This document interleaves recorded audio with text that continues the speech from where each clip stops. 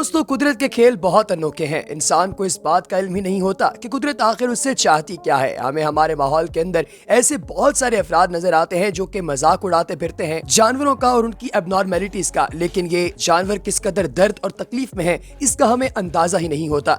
आज की इस वीडियो में मेरी आपसे यही गुजारिश होगी कि इन्हें गौर से देखिएगा और अगर आपके इर्द गिर्द इस तरह के जानवर हों तो उनका ख्याल रखने में कोई कसर उठा ना छोड़िएगा। नंबर 1, इस बकरी को देखिए। इस बकरी को दिखने में ऐसा महसूस होता है कि शायद ये चल फिर नहीं सकती। इसकी बॉडी की एबनॉर्मेलिटी ऐसी है कि ये अपने पाँव के मसल्स को और इसके जॉइंट्स को मूव नहीं करवा सकती। यही वजह है कि ये थोड़ा सा खड़ा होकर दोबारा से गिर जाती है। देखने वाले ये समझते हैं कि शायद ये कोई फन मटेरियल है या फिर मीम मटेरियल है, और कुछ लोग इस पर ऐसे जोक्स भी बनाते हैं कि जब कभी आपका किरायादार आपसे किराया लेने के लिए आए तो आप इस तरह से पड़े होते हैं, लेकिन कोई ये नहीं देखता कि ये बकरी किस कदर तकलीफ के अंदर है। अगर कभी ये किसी पहाड़ पर चल रही हो और अचानक तूफान आ जाए या बिजली कड़कना शुरू हो जाए या तेज हवा चले तो ये फौरी तौर पर नीचे गिरेगी और मर जाएगी, लेकिन इस बारे में कोई भी नहीं सोचता। नंबर 2, अब आप देखिए कि ये हर्ड है ऐसे छोटे छोटे इंसेक्ट्स का जिन्हें आम जुबान में आप और मैं कीड़े मकोड़े कहते हैं। अगर ये रास्ता न भूलें तो अपनी मंजिल तक पहुंच ही जाते हैं, लिहाजा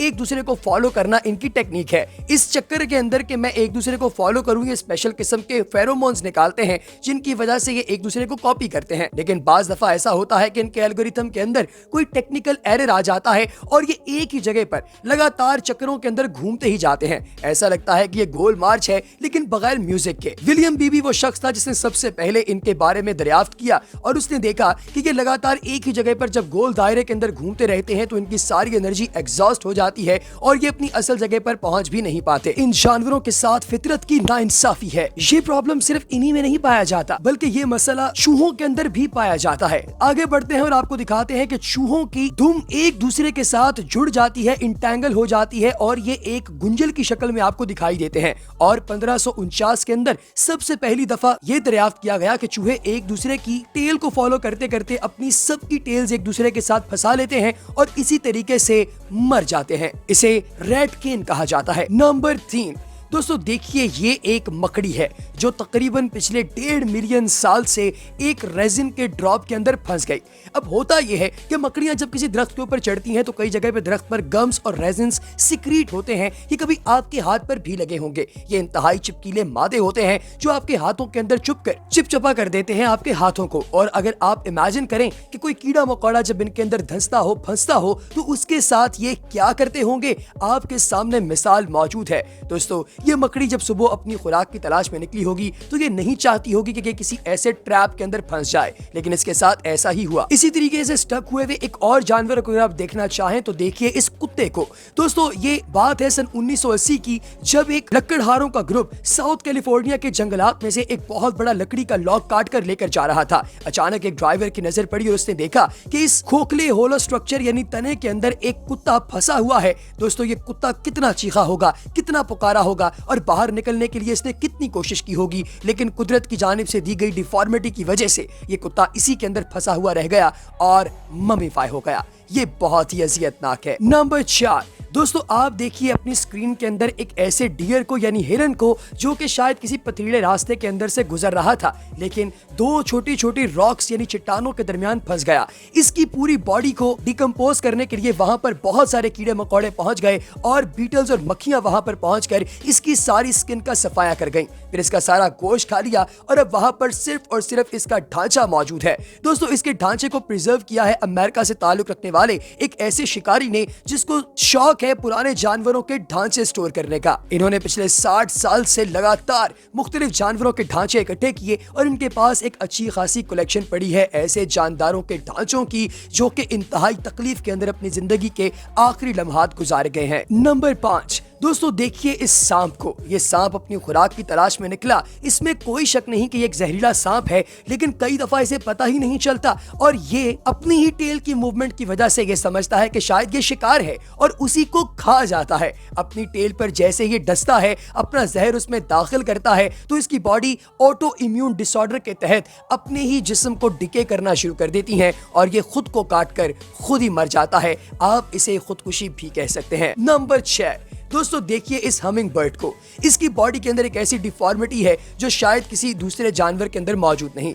इस छोटे से हमिंग बर्ड के अंदर मेटाबॉलिक लेवल यानी खुराक को हजम करने का निजाम इतना फास्ट है कि इसे रोजाना की बुनियाद पर इतना खाना चाहिए जितना दुनिया में शायद ही किसी दूसरे जानदार को चाहिए हो। इन बास कंडीशंस ऐसी होती हैं जिनके अंदर ये फ्लाई नहीं कर सकता और कई दफा सिर्फ पानी की थोड़े से कतरे अगर इसकी नेक पर यानी गर्दन पर गिर जाएं तो ये हमिंग बर्ड फौरी तौर पर इंतकाल कर जाता है। लिहाजा जब कभी बाहर का मौसम आए या कभी खिजा का मौसम आए, कभी ठंड आए या कभी बारिशें हो, हर दफा ही हमिंग बर्ड को अपनी जान की कुर्बानी देना पड़ती है और रिस्क लेना पड़ता है कि ये अपने लिए खुराक ढूंढने जाए। इसी तरह की एक और मिसाल आपके सामने इस मूस की है। दोस्तों देखिए इस मूस को जिस पर अटैक करता है एक ब्रेन वर्म। ये एक ऐसा छोटा सा कीड़ा मकोड़ा है जो इसके दिमाग के अंदर घुसकर इसके दिमाग को फौरी तौर पर मफलूज कर देता है। और ये मूस जब जंगल के अंदर घूम रहा होता है तो ऐसा लगता है कि कोई ज़ॉम्बी हमारी गर्दनें तोड़ने के लिए आ रहा है। ये कुदरत की जानिब से एक ऐसे कीड़े के हमले का शिकार हो गया है जिससे हल हासिल करना इसके लिए बहुत ही ज्यादा दिक्कत आमेज है। नंबर 7,